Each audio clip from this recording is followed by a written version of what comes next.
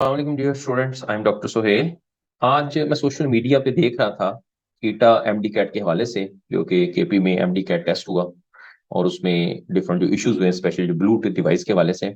तो अब स्टूडेंट्स जो है वो उनके दो ग्रुप्स बने हुए थे। मैं देख रहा था कि कुछ लोग तो इस हक में थे कि रिकंडक्ट होना चाहिए एग्जाम, और ऑब्वियसली वो लोग होंगे जिनके एग्जाम में मार्क्स कुछ कम है। और कुछ ऐसे स्टूडेंट्स थे वो ये कह रहे थे कि रिकंडक्ट नहीं होना चाहिए, जो प्रॉब्लम्स हैं, वो जो कल्प्रिट्स हैं उनको सजा दें, लेकिन एग्जाम यही रहना चाहिए। अब सवाल यहाँ पर यह है कि क्या होना चाहिए।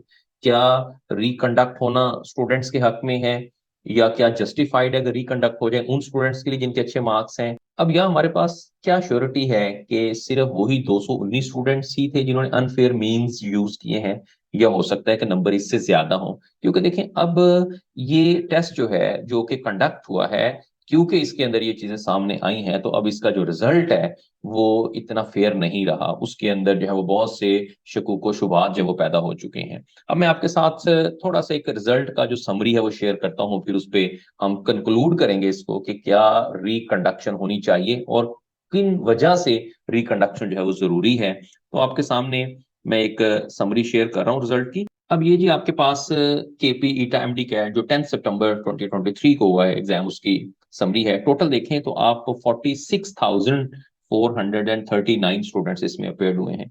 अब जो स्टूडेंट 190 अबव गए हैं वो 110 स्टूडेंट है, यानी कि 190 अबव में चले गए, जो कि टॉप मेरिट में जाएंगे, वो 110 स्टूडेंट है। और जो 180 टू 189 जिन्होंने स्कोर किया है वो 1094 है। तो इसका मतलब है अगर हम यहाँ पर टोटल मिला लें तो तकरीबन ये 1100 स्टूडेंट हैं जिन्होंने 180 अबव स्कोर किया है, जो कि इनको मेरिट में लाने में जो है वो हेल्प करेगा, और ये स्टूडेंट्स जो है वो मेरिट के अंदर आ जाएंगे। अब अगर हम इनका रेशो देखें और उन स्टूडेंट्स को देखें जिन्होंने अनफेयर मीन्स यूज किया है या जिनका पेपर कैंसिल हुआ है, वो स्टूडेंट्स जो है वो 219 है। तो अब देखें कि बहुत ज्यादा परसेंटेज उन स्टूडेंट्स की मिली है जिनका पेपर कैंसिल हुआ है। तो इसका मतलब ये है कि 290 तो 19 तो वो हैं जो कि खुद इन्होंने बता दिए हैं। और आप जानते हैं कि पाकिस्तान के अंदर जो चीज सामने आती है वो एक्चुअली वो होती नहीं है उस तरह की। अब यहाँ मैं 219 जो है इसको मैं थाउजेंड्स के अंदर कंसिडर कर रहा हूँ, क्योंकि जो चीज सामने आती है एक्चुअली जो ग्राउंड रियलिटीज है वो टोटली डिफरेंट होती हैं। तो यहाँ मैं एक बात बड़ी क्लियर करता जाऊं कि देखें, जब कोई भी चीज जो है उसमें कॉन्फ्लिक्ट आ जाता है तो उसका जो सबसे बेहतर हल है वो यही है कि उसको दोबारा से रिकंडक्ट किया जाए। क्योंकि वो खुद मान रहे हैं कि स्टूडेंट्स जो है वो सेंटर के अंदर ऐसे पकड़े गए हैं, पेपर जो आउट हुआ है, ठीक है, और उसके अंदर वो जो डिवाइसेस थी वो सेंटर के अंदर गई हैं। सो यहाँ पर इसमें आप अगर जस्टिफाई करेंगे स्टूडेंट्स को या आप सबको मुतमईन करना चाहते हैं, तो मेरा जो ख्याल है, मेरी अपनी जो राय है वो ये है कि दैट शुड बी रिकंडक्टेड।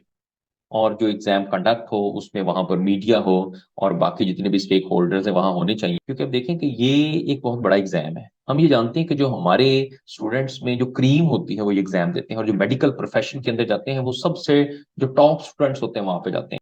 और वहां इस तरह की चीजें होना ये काबिल कबूल नहीं है। अब रिकंडक्शन से ये होगा कि जिन लोगों ने तो पहले बहुत अच्छे मार्क्स ले लिए, साहब उनकी तैयारी तो बहुत अच्छी है, हो सकता है कि वो इससे भी ज्यादा अच्छे मार्क्स ले लें, लेकिन रिकंडक्ट करने से आप तमाम स्टूडेंट्स को सेटिस्फाइड कर देंगे। अदरवाइज ये इस तरह के क्वेश्चन अराइज होते रहेंगे, और जिनका एडमिशन नहीं हो सका आप ये सोचेंगे वो पूरी जिंदगी क्या सोचते रहेंगे कि हम एक एग्जाम के लिए गए, हम उसकी पूरी तैयारी करके गए, लेकिन जब सामने इस तरह की चीजें आएंगी तो वो सारी जिंदगी वो उनके जहन में ये एक बात रहेगी। तो हम उसको इसी तरह से खत्म कर सकते हैं, स्टूडेंट्स को सेटिस्फाई कर सकते हैं कि अगर हम ये टेस्ट को रिकंडक्ट करते हैं।